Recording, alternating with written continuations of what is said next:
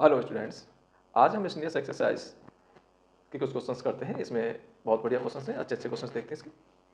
देखिए पहला क्वेश्चन क्या कह रहा है, A and B are two events such that probability of A is not equal to zero. A और बी दो इवेंट हैं जहाँ पर प्रोबेबिलिटी ए जीरो नहीं है। आपको फाइंड करना है, प्रोबेबिलिटी बी निकालना है, ए इज गिवन, ये निकालना है। अब गिवन क्या है, इसमें कंडीशन दे रखी है कि A is a subset of B. इसका मतलब ये हो गया ए और बी में जो कॉमन है वो ए है।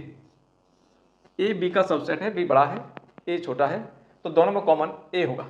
अब यहां से हम प्रोबेबिलिटी बी बाई ए निकाले हैं तो इस तरह से आएगा probability A intersection B upon probability of A. अब यहां पर ये ए इंटरसेक्शन बी ए के इक्वल है तो probability of A intersection B is equal to probability of A हो गया। ये वैल्यू हम यहां रख देते हैं तो ये भी आपकी प्रोबेबिलिटी ऑफ ए है और नीचे भी आपकी प्रोबेबिलिटी ऑफ ए है, दोनों कैंसिल, इज इक्वल टू 1। तो प्रोबेबिलिटी बी निकालना है, ए इज गिवन, तो इसकी प्रोबेबिलिटी कितनी आएगी, 1 आएगी। कंडीशन ये थी कि A is subset of B. दूसरा कंडीशन है A intersection B is equal to 5। अगर दोनों में कुछ भी कॉमन नहीं है तो उस स्थिति में probability of A intersection B is equal to 0 आएगा। तो तब हम प्रोबेबिलिटी बी बाई ए निकालेंगे तो probability A intersection B upon probability of A, तो यहाँ ए इंटरसेक्शन में 0 आ गया, नीचे आपका प्रोबेबिलिटी ए 0 अपॉन समथिंग, तो इसकी प्रोबेबिलिटी 0 होगी। नेक्स्ट क्वेश्चन देखते हैं।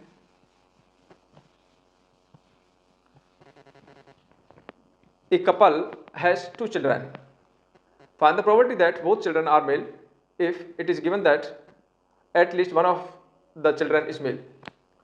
अब एक कपल के 2 बच्चे हैं तो पहले हमारे टोटल सैंपल स्पेस बना लेते हैं कि ऐसा हो सकता है कि दोनों मेल हों, ऐसा हो सकता है फीमेल मेल हो, पहले फीमेल बड़ा हो और मेल छोटा हो, ऐसा हो सकता है मेल बड़ा हो फीमेल छोटा हो, और ऐसा हो सकता है कि दोनों ही बच्चे फीमेल हो। इस तरह से हो सकता है। अब ये कह रहा है बोथ चिल्ड्रन आर मेल, तो ए मान लेते हैं हम, both children are male, both children are male, और बी है गिवन दैट है at least one of children is male. तो दूसरा बी मान लेते हैं at least one of children is mail.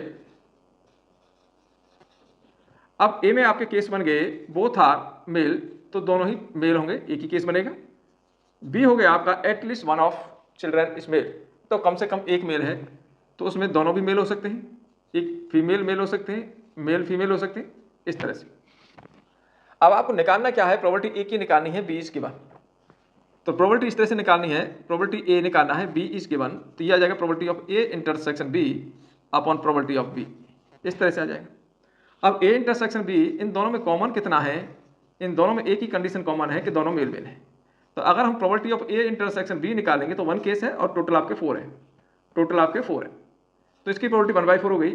अगर प्रोबेबिलिटी बी निकालें तो प्रोबेबिलिटी बी कितना आएगा, इसमें 3 है तो इसकी प्रोबेबिलिटी 3/4 होगी। यहाँ रख देते हैं, ये 1/4 और ये 3/4, 4 से 4 गया तो इसकी प्रोबेबिलिटी आ गई 1/3। तो ये हमारा फर्स्ट केस है।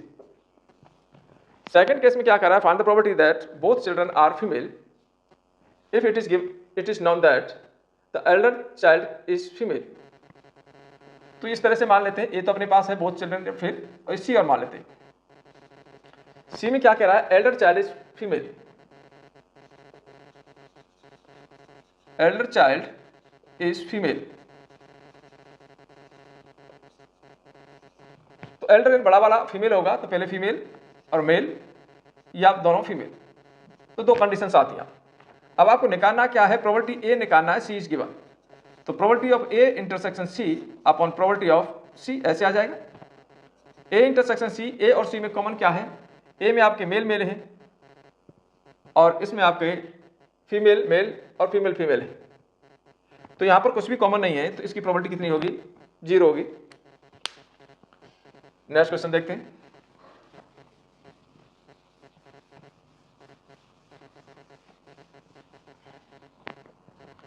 Suppose that 5% of men and 0.25% of women have grey hair.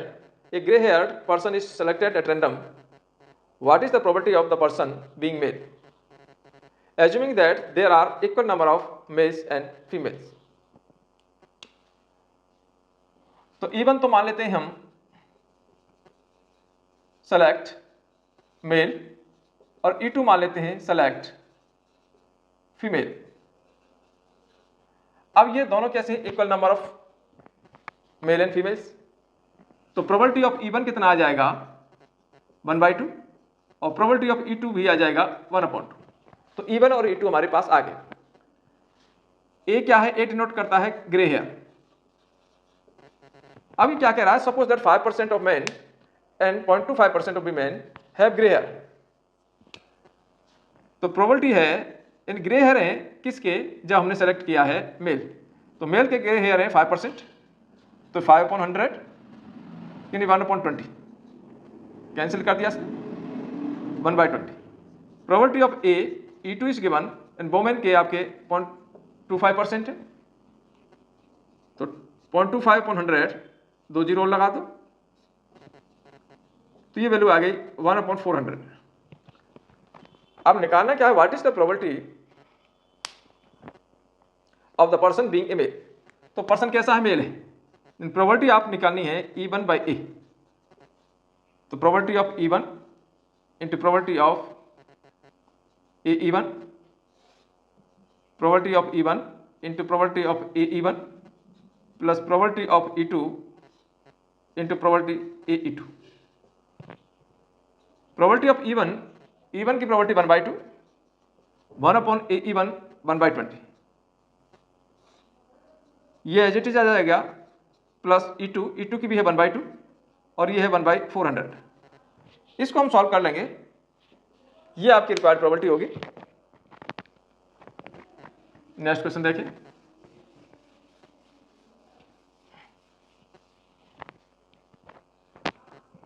if a leap year is selected at random, what is the chance that it will contains 53 Tuesday। एक लीप ईयर है, तो किसी भी leap year में 52 week आपके complete होते हैं और 2 डेज रिमेन रह जाते हैं। 2 डेज एक्स्ट्रा कहते हैं, इन 2 दिन एक्स्ट्रा है। अब 52 वीक होंगे पूरे, तो 52 ट्यूसडे तो टोटल हो गए आपके। अब आपको एक ट्यूसडे और चाहिए, वो 2 दिन में कैसे आ सकता है, तो ये 2 दिन आपके इस तरह से पढ़ सकते हैं, हो सकता है संडे और मंडे हो सकता है मंडे और ट्यूसडे हो सकता है ट्यूसडे और वेडनेसडे वेडनेसडे और थर्सडे पढ़ सकता है, थर्सडे और फ्राइडे हो सकता है, फ्राइडे और सैटरडे हो सकता है, और सैटरडे और संडे हो सकता है, और संडे और मंडे। तो ये हमारे टोटल जो केस हैं, इनमें ट्यूसडे 2 बार आ रहा है, यहाँ पर 2 बार आ रहा है, बाकी किसी में ट्यूसडे नहीं आ रहा है। तो ये केसेस हो गए 1 2 3 4 5 6 7। अब हमारे पास 52 ट्यूसडे तो ऑलरेडी हैं, अब एक ट्यूसडे और चाहिए, तो उसमें आपके फेवर में 2 केस हैं, या तो मंडे ट्यूसडे हो सकता है या ट्यूसडे वेडनेसडे हो सकता है। तो रिक्वायर्ड प्रोबेबिलिटी क्या हो गई, तो रिक्वायर्ड प्रोबेबिलिटी हो गई आपकी 2 अपॉन टोटल है आपके 7। तो ये किसी लीप ईयर का होगा, ये क्वेश्चन वैसे 10th क्लास में भी आपने किया होगा।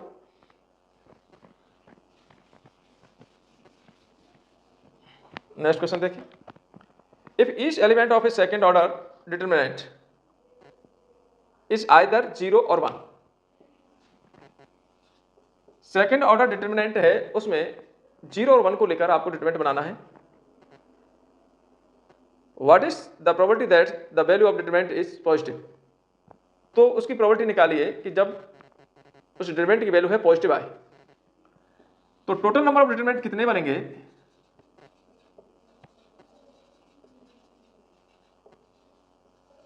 टोटल नंबर ऑफ डिटरमिनेंट आपके पास 2 एंट्री हैं, तो एंट्री की पावर ऑर्डर लगा देते हैं, तो 2 की पावर 4 ये 16। तो इतने टोटल आपके डिटरमिनेंट बनेंगे,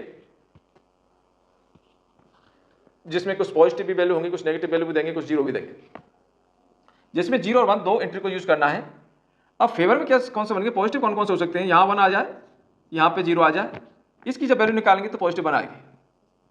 और क्या हो सकता है, यहाँ 1 आए, यहाँ 1 आए, 0 कर दें 1 कर दें, तो ये भी आपकी पॉजिटिव वैल्यू देगा। और ऐसे हो सकता है यहाँ 0 कर दो, यहाँ 1 कर दो, यहाँ 1 कर दो, ये भी पॉजिटिव देगा।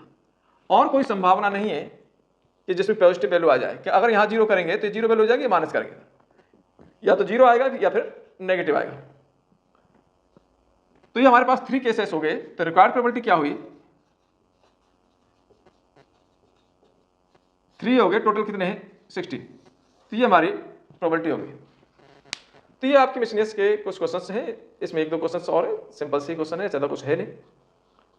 तो आशा है आपको पसंद आई होगी। अगर कोई क्वेश्चन में कोई दिक्कत है या कोई क्वेश्चन नहीं आ रहा है तो आप कमेंट में डालें, हम अलग से डाल देंगे।